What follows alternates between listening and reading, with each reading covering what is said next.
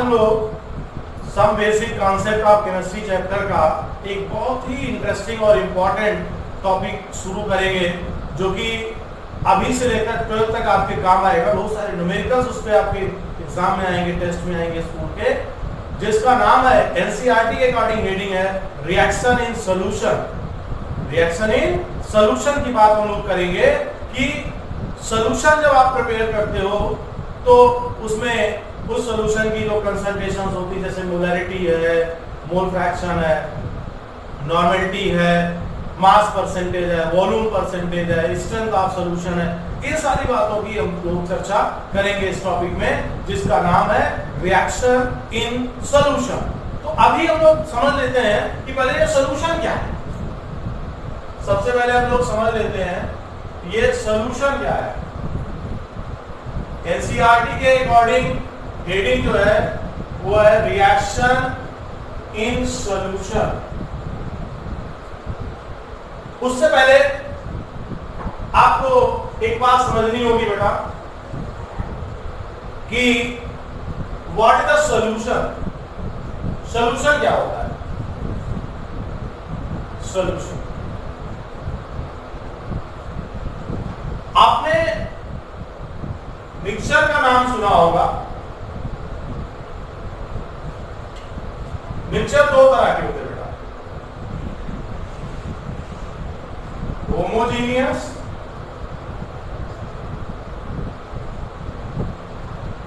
And heterogeneous. Homogeneous and heterogeneous. Homogeneous mixture को ही हम लोग सॉल्यूशन बोलते हैं। जैसे आजकल गर्मी है, घर में आप चीनी का शरबत बनाओ, आपने एक बाल्टी पानी में 2 किलो चीनी मिला दिया पूरे घर भर के लिए और उसका सॉल्यूशन बनाया। पानी में चीनी कंप्लीटली डिसॉल्व हो गई। अब आप देखोगे उस सॉल्यूशन का, उस चीनी के शरबत का कोई भी पार्ट लोगे, उसके हर एक पार्ट की मिठास बराबर होगी। मतलब उसके हर एक पार्ट में चीनी और पानी का रेशियो इक्वल होगा। चीनी और पानी का रेशियो क्या होगा? इक्वल होगा। तो ऐसे सॉल्यूशन को हम लोग क्या बोलेंगे? ऐसे मिक्सचर को हम लोग क्या बोलेंगे? Homogeneous mixture. घर में आपके यहाँ जब पूजा पाठ होता होगा, पंजीरी बनती होगी, पंजीरी खाया होगा, सूजी की, आटे की, चीनी मिलती है, ड्राई फ्रूट्स मिलते हैं। तो क्या उसमें हर एक जगह चीनी और पानी का रेशियो इक्वल हो? सही, चीनी, ड्राई फ्रूट्स और सबका क्या रेशियो इक्वल होता? नहीं होता। तो ऐसे मिक्सचर क्या बोलोगे? Heterogeneous mixture. दूसरी आप एग्जांपल ले लीजिए, जैसे मान लीजिए आप मार्केट से नमकीन खरीद कर आए हल्दीराम की काजू मिक्स, तो क्या उसमें काजू का रेशियो सब जगह बराबर होता? नहीं होता। तो ऐसे क्या बोलोगे? Heterogeneous mixture. क्या बोलोगे? हेट्रोजीनियस मिक्सचर इसको बोलेंगे। ठीक है। तो जो होमोजीनियस मिक्सचर है ये आपका बनाता है बेटा true solution. When we talk about the solution, then it is about the true solution. ये true solution होगा। And when we talk about the heterogeneous mixture, then it is two types, colloid and suspension. तो homogeneous mixture, which is called true solution, and heterogeneous mixture, which are two types, colloid and suspension. colloid का best example आप लोग रोज घर में दूध पीते होंगे, भैंस का, गाय का, बकरी का, कुछ लोग ऊंट का भी पीते होंगे, हो सकता है। तो colloid भी एक हेट्रोजीनियस मिक्सचर है, जिसका बेस्ट एग्जांपल है आपके घर में मिल्क, जिसमें फैट और वाटर होता है, कैल्शियम भी है। लेकिन आपको पता है कि दूध में पानी और फैट ज्यादा है। क्या प्रैक्टिकली आप तेल और पानी को मिक्स कर सकते हैं? नहीं। लेकिन दूध में ऐसा क्यों मिक्स होता है? तो जो पढ़े लिखे बच्चे हैं उनको पता होगा कि एक मिल्क में प्रोटीन होती है जिसका नाम केसीन प्रोटीन है। वो केसीन प्रोटीन ही बाइंड अप करती है वाटर और फैट मॉलिक्यूल को। इसीलिए जब आप दूध को ज्यादा हीट अप करते हो, ज्यादा गर्म करते हो, या उसमें कोई एसिड मिला देते हो, जैसे आप घर में नींबू मिला देते हो, तो फट जाता है। होता क्या है कि प्रोटीन का डिनेचुरेशन हो जाता है, जो हाइड्रोजन बॉन्डिंग थी उसकी सब टूट जाती है। इसीलिए आप बोलते हो दूध का दूध, पानी का पानी हो गया। कोलाइट का और एग्जांपल आप लोग घर में कोल्ड क्रीम लगाते हैं, कोहरा है, ये भी सब क्या कोलाइट, धुआं है, ये भी कोलाइट है। सस्पेंशन का एग्जांपल है, पानी में बालू डाल दो, मिट्टी डाल दो, सस्पेंशन है, बाद में पार्टिकल आपको दिखाई देंगे। तो here we talk about only their two solution. Colloid और सस्पेंशन भी आप पढ़ोगे, ये आपके सेकंड ईयर के सरफेस केमिस्ट्री चैप्टर में मिलेगा। सॉल्यूशन भी चैप्टर आपका सेकंड ईयर में है, बट यहाँ से थोड़े से टर्म्स आपको पढ़ने हैं जिनके बेस पे आपके एनालिटिकल है, जिसका टॉपिक है रिएक्शन इन सॉल्यूशन। तो कहने का मतलब बेटा कि when we talk about the solution, तो मैंने कहा ट्रू सॉल्यूशन ये क्या होगा, homogeneous mixture of two or more than two components. Homogeneous mixture of two or more than two components is called solution. Solution में दो या दो से ज्यादा कंपोनेंट हो सकते हैं, जैसे आप चीनी का शरबत बनाया, नींबू डाल दिया, दही डाल दिया। अब अगर दो कंपोनेंट होंगे तब उसे हम लोग कहेंगे बाइनरी सॉल्यूशन। अभी आप यहां पर सिर्फ बाइनरी सॉल्यूशन पढ़ोगे। तीन कंपोनेंट होंगे तो ternary solution. Binary solution means solution containing only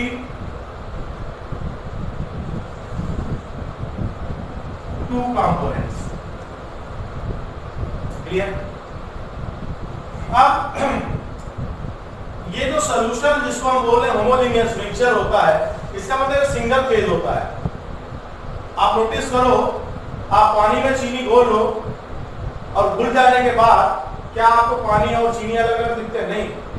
तो solution is a single phase mixture. Single phase mixture. Clear?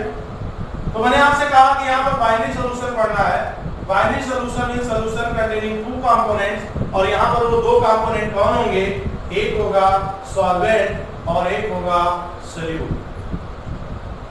याद रखना प्यारे बच्चों, सॉल्यूट और सॉल्वेंट की कोई एग्जैक्ट डेफिनेशन नहीं है। हो सकता है आपके टीचर ने पढ़ाया होगा इंडेक्स में। सॉल्वेंट और सॉल्यूट की कोई एग्जैक्ट डेफिनेशन नहीं है। सॉल्वेंट वो होता है जो ज्यादा मात्रा में होता है, जो एक्सेस में होगा, और सॉल्यूट वो होगा जो लेस में होगा। जैसे आपने एक सॉल्यूशन तैयार किया, सॉल्यूशन में आपने दो कंपोनेंट मिलाया, तो दोनों में से जिसकी मात्रा ज्यादा होगी वो सॉल्वेंट और जिसकी मात्रा कम होगी वो सॉल्यूट। सिंपल बात है।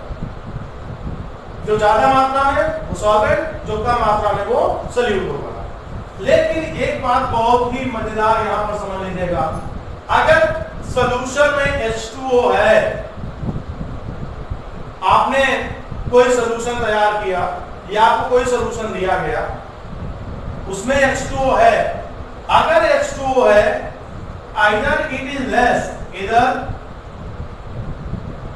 it is less, it is less or greater, या कम है या ज्यादा है, इसका कोई मैटर नहीं है। It is always treated as solvent. किसी सॉल्यूशन में अगर पानी है वो कम है या ज्यादा है, ये मैटर नहीं करेगा, वो हमेशा एज अ सॉल्वेंट लिया जाएगा, क्योंकि H2O is a universal solvent. Universal solvent. और यूनिवर्सल सॉल्वेंट क्यों है प्यारे? Due to high value of dipole moment and dielectric constant. इसका डाइपोल मोमेंट 184 होता है कि भाई, और डाइलेक्ट्रिक कांस्टेंट 80 होता है बेटा। तो मैंने कहा कि जो ज्यादा होगा वो सॉल्वेंट, जो कम होगा वो सोल्यूट, लेकिन पानी कम हो या ज्यादा हो हमेशा क्या लिया जाएगा? सॉल्वेंट। आप देखिए, सॉल्वेंट को डिनोट करने के लिए कैपिटल ए और सोल्यूट को डिनोट करने के लिए कैपिटल बी वर्ड यूज करोगे। For the solvent capital A, for the solute word capital be used. जैसे अगर हमें मोल्स ऑफ सॉल्वेंट निकालना है तो क्या कहेंगे? Na equal to WA upon MA। यहां पर WA mass of solvent, given mass of solvent, MA molar mass of solvent, और Na तो आपका है ये मोल्स ऑफ सॉल्वेंट। अब आप निकालोगे मोल्स ऑफ सोल्यूट,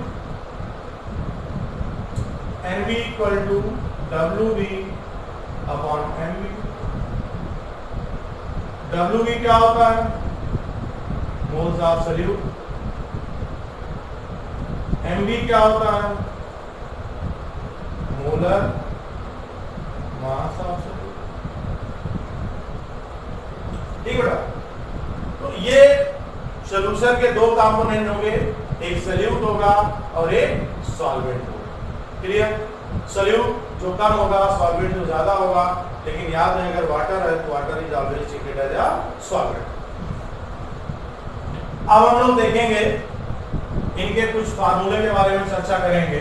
इसको नोट डाउन कर लीजिए आप लोग फिर से। इनके कुछ फार्मूलों को समझेंगे अच्छे से हम लोग।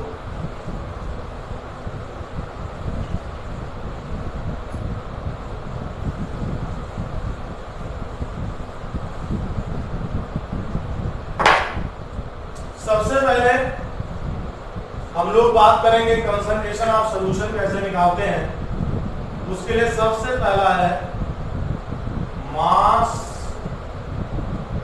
परसेंटेज। इसको हम लोग बोलते हैं मास बाय मास या W by W, mass percentage. Clear? Mass percentage of a component, mass percentage of a component in a solution या मिक्सचर बोलिए, is the mass of component with respect to the total mass of solution। तो mass percentage क्या होता है बेटा? Mass of component with respect to the total mass of solution. जैसे बेटे एक कंपोनेंट A है, दूसरा कंपोनेंट B है, दोनों को मिलाकर आपने एक सॉल्यूशन तैयार किया, आपने एक मिक्सचर तैयार किया। A का आपने WA ग्राम लिया था, B का आपने WB ग्राम लिया था, तो टोटल सॉल्यूशन का मास हो गया WA प्लस WB ग्राम। इसका WA ग्राम, ये WB ग्राम, तो टोटल मास ऑफ सॉल्यूशन हो गया WA प्लस WB ग्राम। ऐसी केस में mass percentage of A is equal to mass of A upon total mass into 100 percentage multiplied by 100। तो कहने का मतलब mass percentage of A is the mass of A with respect to the total mass of solution. ऐसे ही बेटा mass percentage of B WB upon WA plus WB into 100, ये formula होगा। ठीक, आप देखना बेटे, जैसे हमसे कहा गया 20% NaOH solution ब्रैकेट में बाई मास या W बाई W, या इसको लिख सकते हैं 20% W by W NaOH solution. दोनों का मतलब एक होगा। यहां पर सॉल्वेंट क्लियर नहीं है, जहां पर आपको सॉल्वेंट नजर ना आए, सॉल्वेंट क्लियर ना हो, आंख कान नाक सब बंद करके समझ जाइए वहां सॉल्वेंट वाटर है। 20%, इसका मतलब इस सॉल्यूशन में 20 ग्राम NaOH है प्लस 80 ग्राम H2O है, तभी तो टोटल 100 होगा। इसका मतलब इस सॉल्यूशन में 20 ग्राम NaOH है प्लस 80 ग्राम H2O है, तभी टोटल क्या होगा बेटे? 100 ग्राम होगा। क्लियर? तो ये आपका मास परसेंटेज फाइंड आउट करने का फार्मूला है। ठीक, अब देखिए जरा इसकी यूनिट समझ लीजिए। कोई यूनिट होगी इसकी? Unit mass by mass cancel, चाहे जितना केजी हो ऊपर नीचे, यूनिटलेस, इसकी कोई यूनिट नहीं। टेम्परेचर से कोई लेना देना, मास का टेम्परेचर से कोई लेना देना नहीं। ऐसा तो नहीं 1 किलो बर्फी लाओ फ्रीजर में डाल दो तो 1.5 किलो हो जाएगी, वहां धूप में रख दो तो आधी किलो हो जाएगी, ऐसा नहीं है। तो mass is independent to temperature, इसलिए mass percentage is independent of temperature. ये टेम्परेचर पर डिपेंड नहीं करेगा भैया। अब अगला हम लोग देखेंगे बेटे नंबर 2, वॉल्यूम परसेंटेज क्या होता है। ये सॉलिड सॉलिड के लिए होगा, हाँ एक बात समझ लो, सॉलिड सॉलिड को मिलाकर जो सॉल्यूशन तैयार करो, स्पेशली तभी होगा। ठीक, अब हम देखेंगे सेकेंड, इसको नोट डाउन कर लीजिएगा।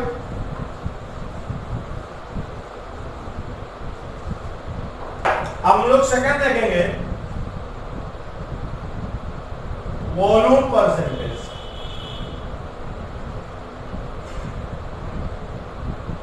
इसको हम लोग बोलते हैं volume by volume, V by V। Volume percentage माने V बाई V। देख कैसे करेंगे? Volume percentage of a component is the volume of component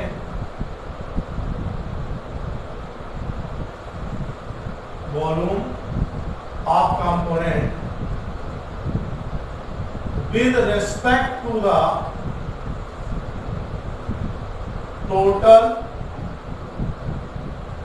volume of solution। यहां भी वही है, आपने A प्लस B 2 कंपोनेंट लिए, दोनों को मिक्स करके सॉल्यूशन तैयार किया। इसका वॉल्यूम VA है, इसका वॉल्यूम VB है, तो टोटल जो वॉल्यूम है वो VA प्लस VB हो जाएगा। ठीक बेटा, अगर ml में ml, लीटर लीटर देख लीजिए। अब यहां से आप देखोगे volume percentage of A equal to volume of A with respect to total volume into 100। ये टोटल वॉल्यूम है आपका, जैसे यहां पर ये टोटल मास था,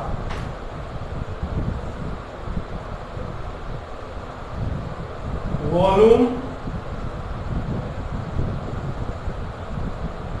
percentage of B equal to volume of B upon total volume into 100। ठीक बेटा, आप देखिए इसकी यूनिट वॉल्यूम वॉल्यूम कितना भी हो कैंसिल हो जाएगा, यूनिट लेस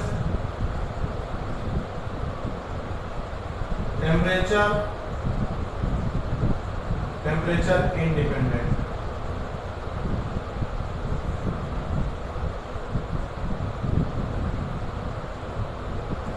अब आपके दिमाग में बात आ रही होगी कि वॉल्यूम तो टेम्परेचर पर डिपेंड करता है, लेकिन रेशियो है, रेशियो तो क्या है, कांस्टेंट रहेगा। दूसरी बात, वॉल्यूम परसेंटेज लागू होगा बेटा गैस गैस पे या लिक्विड लिक्विड पे, गैस गैस या लिक्विड लिक्विड पर लागू होगा, जबकि मास परसेंटेज सॉलिड। यहां भी वही है, 20% वॉल्यूम तो 20 प्लस 80 वाला दूसरा कंपोनेंट हो जाएगा। अब अगर इन दोनों को समराइज किया जाए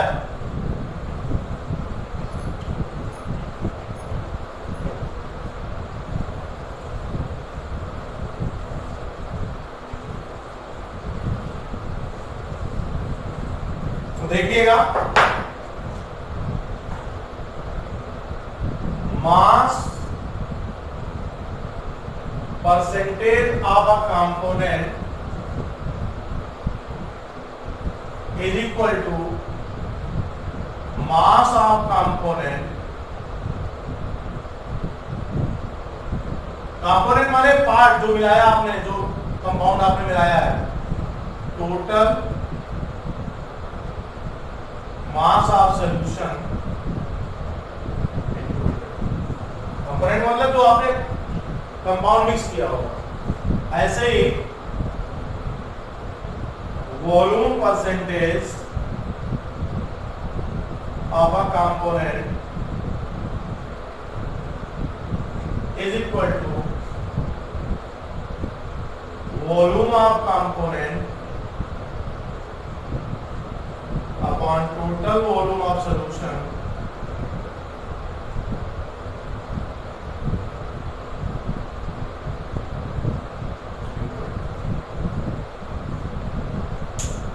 ये आपका मास परसेंटेज हुआ और वॉल्यूम परसेंटेज हुआ। अगला हम लोग देखेंगे बेटा अभी स्ट्रेंथ। अब बेटा हम लोग देखेंगे स्ट्रेंथ ऑफ सॉल्यूशन कैसे निकालेंगे। स्ट्रेंथ ऑफ सॉल्यूशन जिसको हम लोग बोलते हैं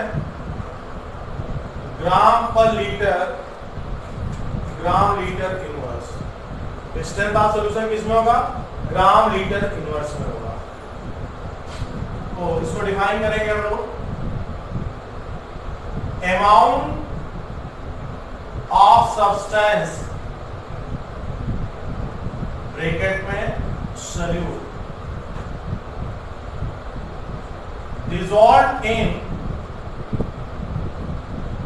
per liter volume of solution is called strength of solution. Amount of substance dissolved in per liter volume of solution is called strength of solution. मतलब strength equal to WV माने mass of substance, mass of solute जिसको आप बोलोगे, upon V in liter। याद रहे ये ग्राम में होगा, इसमें होगा ग्राम में होगा। तो strength equal to WV upon V, V litre में होगा, ये ग्राम में होगा। इसलिए इसकी यूनिट क्या होगी, ग्राम पर लीटर, या आप बोलो ग्राम लीटर इनवर्स। आप देखिएगा, इफ V is, V माने volume of solution, is given in ml or centimeter cube, then strength of solution equal to WV upon V। अगर ये ml में है या सेंटीमीटर क्यूब में है, इसको लीटर में कन्वर्ट करने के लिए 1000 से डिवाइड करोगे, ये फार्मूला हो जाएगा WV into 1000 upon V in ml or in centimeter cube। आप लोगों को मालूम होगा बेटा 1 लीटर इक्वल टू 1000 ml या 1000 सेंटीमीटर क्यूब, तो 1 ml या 1 centimetre cube equal to 1 upon 1000 litre. तो ये हो गया स्ट्रेंथ। अब इसकी यूनिट आपने देख लिया क्या होगी, टेम्परेचर की बात कर लेते हैं। जरा देखिए, जब हम इसके टेम्परेचर की बात करेंगे तो यहां पर नीचे वॉल्यूम है और टेम्परेचर बढ़ाने पर वॉल्यूम बढ़ेगा। Volume is directly proportional to T. इसका मतलब strength is dependent on temperature और इनवर्सली होगा कि वॉल्यूम स्ट्रेंथ का इनवर्सली है, तो टेम्परेचर बढ़ाओगे तो स्ट्रेंथ घटेगी और टेम्परेचर घटाओगे तो स्ट्रेंथ बढ़ेगी। ये हो गई आपकी स्ट्रेंथ को फाइंड आउट करने का फॉर्मूला। आप जैसे बेटा कहीं पर लिखा है 20% एक्वस HCl सॉल्यूशन, अंतर समझिएगा। 20% एक्वस HCl सॉल्यूशन मतलब 20 ग्राम HCl dissolved in 100 ml solution। या 100 ml H2O सॉल्वेंट। तो 20% का मतलब हुआ 20 ग्राम को 100 ml वाटर में सॉल्वेंट में डिसॉल्व करके सॉल्यूशन तैयार किया गया है। अब अगला टॉपिक हम लोग लेंगे बेटा जिसका नाम होगा molality.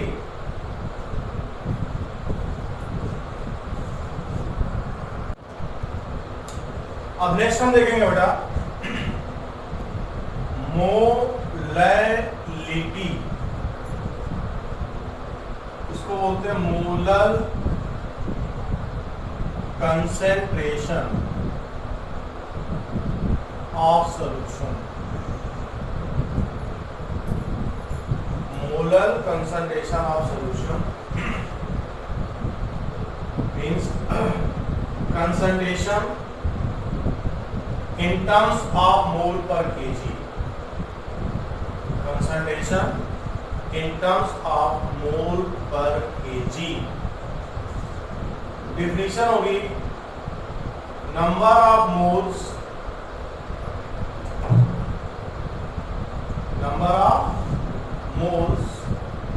of solute present in per kg mass of solvent is called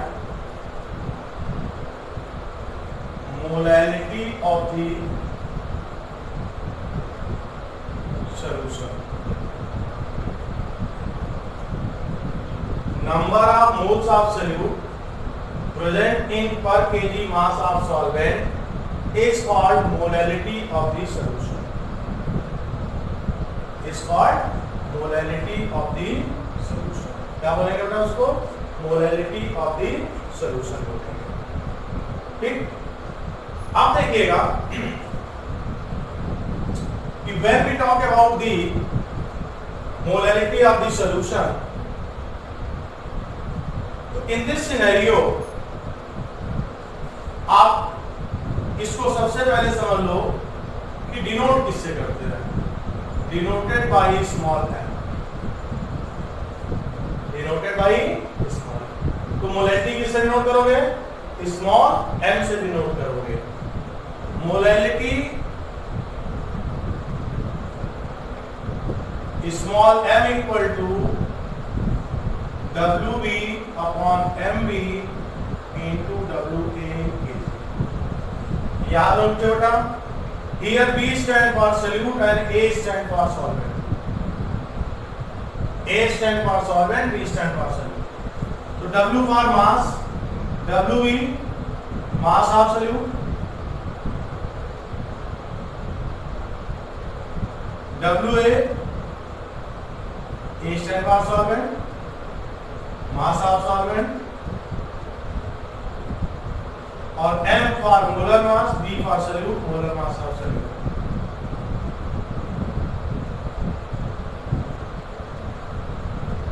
molar mass of solute,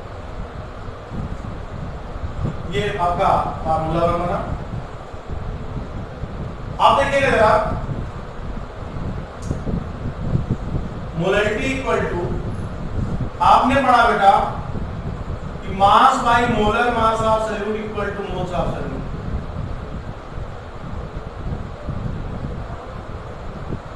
given mass of solute by molar mass of solute equal to moles of solute. m is equal to nv upon WA in kg। if WA equal to 1 kg, then molarity equal to NB। अब यहां जरा definition आप समझिएगा।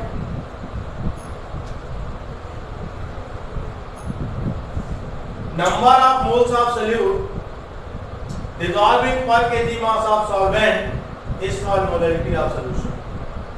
number of moles of solute present here dissolving per kg mass of solvent is called molarity of the solution। अब इसकी unit क्या हो जाएगी बेटा, मोल पर केजी, मोल केजी इनवर्स या मोलल या स्मॉल एम भी लिखते हैं। मतलब वैल्यू किसी भी कंडीशन में आपको मोल पर केजी के टर्म में ले आना है। अब जरा देखिएगा आगे, इफ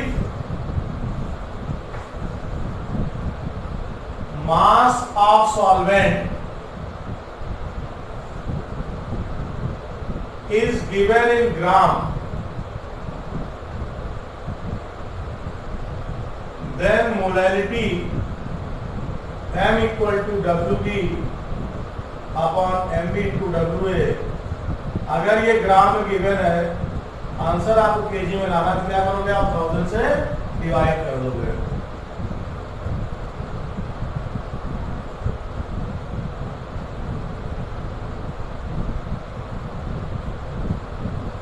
अब आपका आंसर आएगा मोल पर केजी में। लोग दिमाग में साथ जब केजी में कन्वर्ट करते हैं ग्राम की वजह, ग्राम की वैल्यू ही आपने केजी में कन्वर्ट किया 1000 से डिवाइड करके। आपको मालूम होना चाहिए 1 kg इक्वल टू 1000 ग्राम या 1 gram equal to 1 upon 1000 kg। ठीक,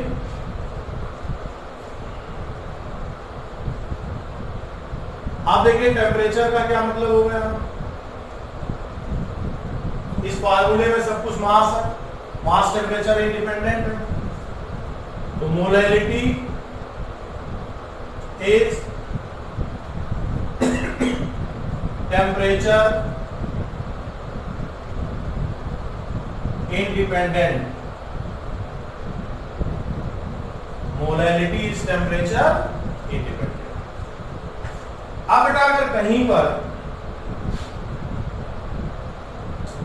1.5 स्मॉल m C2H5OH सॉल्यूशन दिया है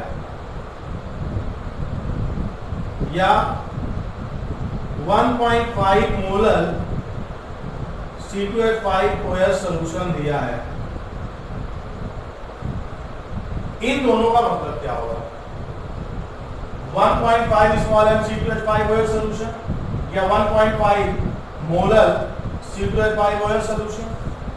इन दोनों का मतलब है कि 1.5 moles of C2H5OH present in 1 kg of H2O, solvent H2O।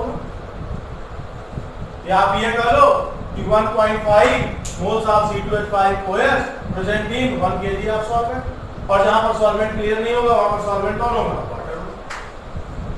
तो ये आपका बेटा मोलैरिटी कंप्लीट हुआ।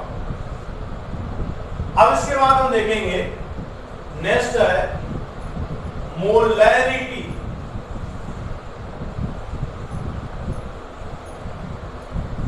नाउ नेक्स्ट इज, इसको राइट डाउन कर लीजिएगा, मोलैरिटी। इसको बोलते हैं बेटा मोलर कंसंट्रेशन।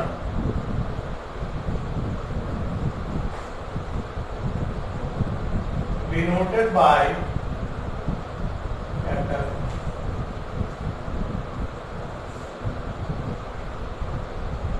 तो now the concentration of a solution, concentration of a mixture in terms of mole per liter। molar concentration माने concentration in terms of mole per liter। ऐसे लिखिए इसको mole per liter। number of moles of solute dissolved in या present in per liter volume of solution is called molarity of the solution।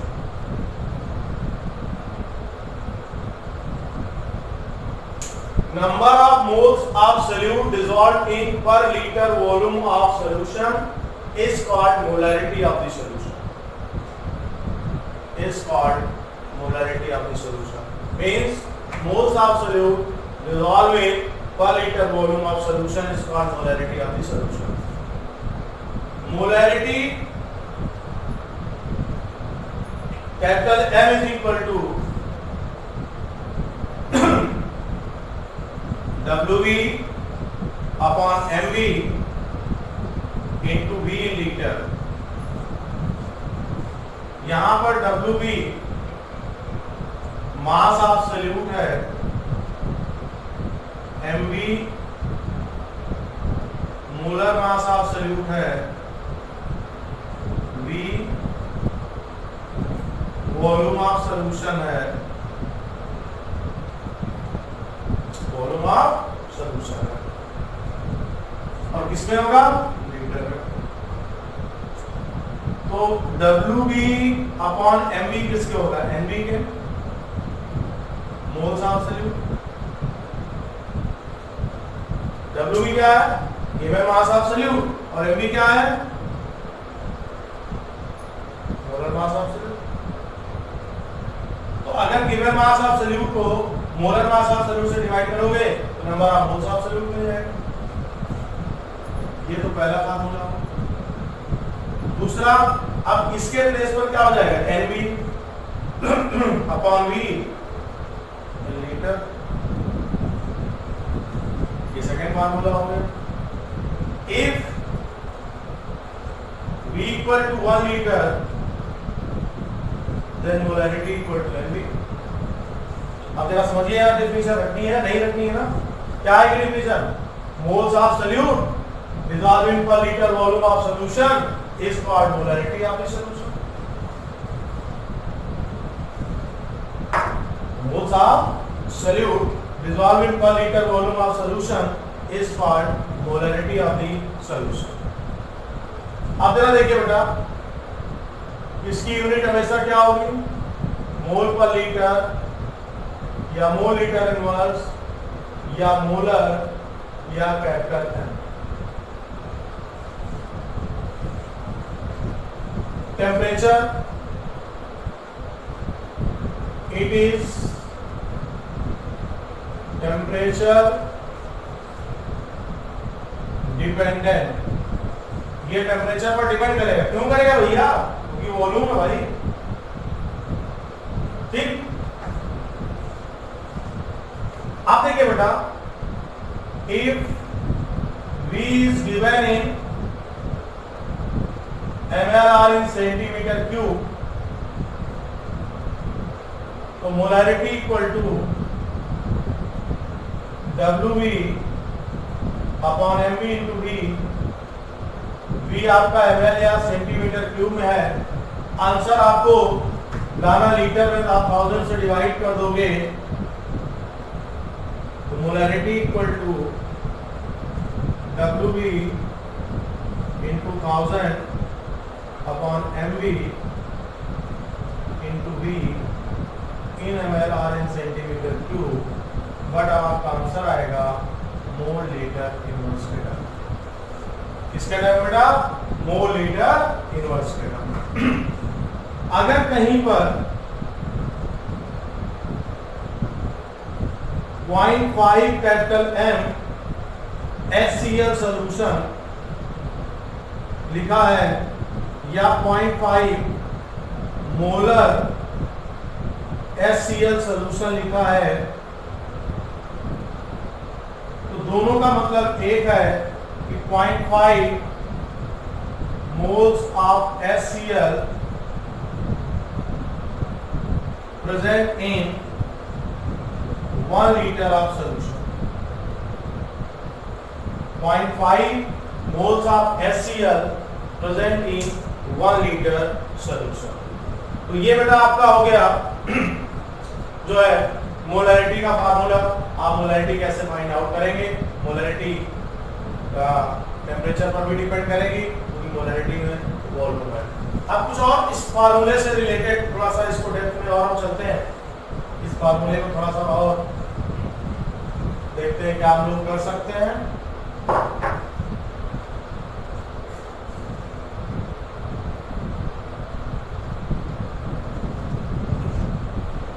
देखना बेटा, 2-3 बातें छोटी छोटी समझ लीजिए फटाफट। Volume of solution V equal to हो जाएगा mass of solution upon density of solution. Volume of solution V equal to mass of solution upon density of solution. Mass of solution equal to mass of solvent plus mass of solute.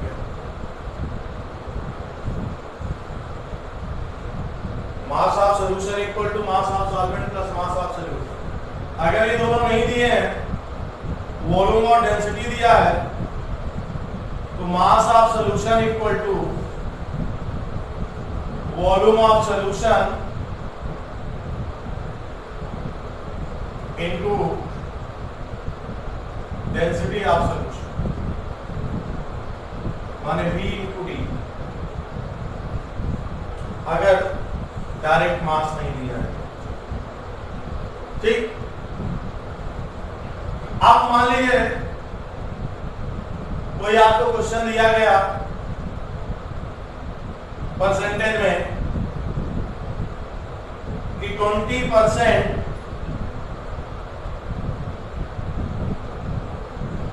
KI solution having density D की कोई value होगी। अब आपको इसकी molarity निकालनी है। 20% KI माने solute आपका कितना हो गया? 20 ग्राम।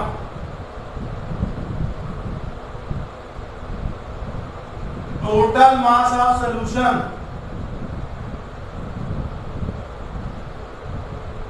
माने WA प्लस WB मिला कितना होगा 100 ग्राम।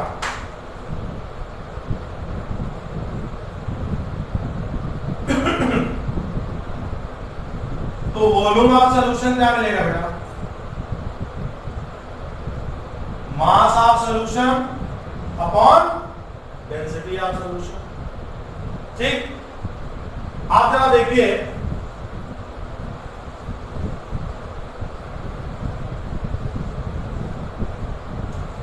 आपने अभी फार्मूला पढ़ा, molarity equal to WV into 1000 upon MV into V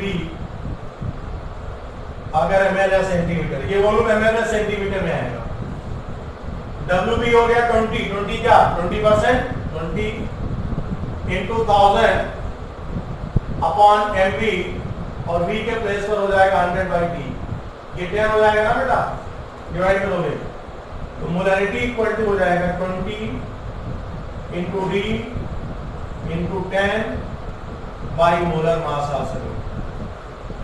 तो यहां से फार्मूला समझ में आया कि if mass of solute is given in percentage and density of solution is given, then molarity equal to percentage mass of solute into density upon molar mass of solute. Here D is density of solution, MV molar mass of solute।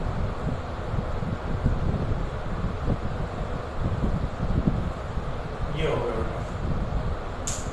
तो ऐसे आप molarity को find out कर लेंगे। अब आगे हम लोग देखते हैं, इसको नोट डाउन कर लीजिए, स्क्रीनशॉट ले लीजिए, जो भी करिए फटाफट। अब इसके बाद आप देखिए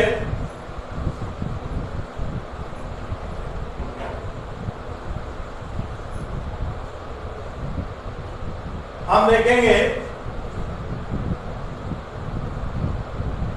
इक्वेशन ऑफ डाइल्यूशन, या इसको बोलते हैं इक्वेशन ऑफ मोलैरिटी। जैसे कोई एसिड है, कोई भी सॉल्यूशन आपने तैयार किया है, इसकी मोलैरिटी M1 वॉल्यूम V1 है। अब डाइल्यूट करने का मतलब वो आपने वाटर ऐड कर दिया इसमें, तो आपका वॉल्यूम बढ़ जाएगा। जिस रेशियो में वॉल्यूम बढ़ेगा उस रेशियो में मोलैरिटी घट जाएगी। माने वॉल्यूम बढ़ा, V1 से V2 बढ़ा हुआ, तो M2 M1 से क्या हो गया, छोटा हो गया। माने V2 is greater than V1, M2 is less than M1 हो गया। लेकिन ओवरऑल जो इनका मल्टीपल होगा M1 V1 equal to M2 V2, वो एक दूसरे के इक्वल होगा। इसको बोलते हैं equation of dilution. M1 V1 equal to M2 V2। अब आपने कितना पानी मिलाया, वॉल्यूम ऑफ वाटर डाइल्यूट करने के लिए आपने कितना पानी मिलाया, volume of water equal to V2 minus V1, final volume minus initial volume.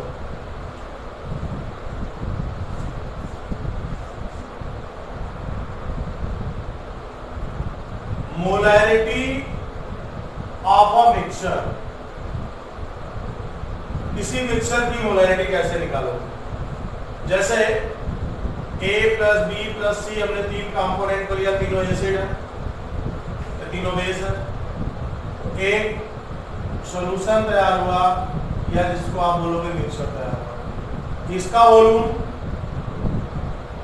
V1, molarity M1, इसका M2 वॉल्यूम V2, इसका N3, इसका V3, और हमने कहा सॉल्यूशन की मोलैरिटी M और volume V equal to V1 plus V2 plus V3। if total volume is not given, if total volume is not given, then V equal, जैसे कहा कि इतना इतना इतना इसको लिया and the total volume of solution become 1 liter, तो V equal to 1 liter।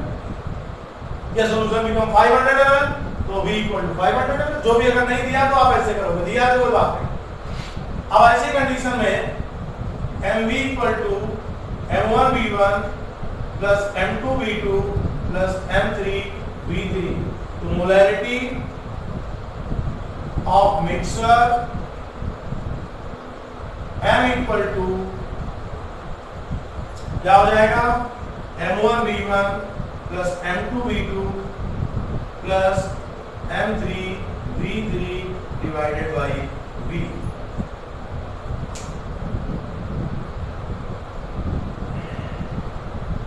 अब दूसरा समझिएगा बेटा कि इस तरह से आप मोलैरिटी ऑफ मिक्सचर निकालोगे। याद रहे कि अगर हमने कोई एसिड और बेस मिलाया और मिक्सचर तैयार किया, इसकी मोलैरिटी m1 है, वॉल्यूम v1 है, इसकी m2 है, v2 है, मिक्सचर की मोलैरिटी v और वॉल्यूम मिक्सचर की मोलैरिटी m, वॉल्यूम v है। अगर v गिवन है तो ठीक है, नहीं गिवन है तो v1 प्लस v2 के बराबर होगा। ऐसी कंडीशन में mv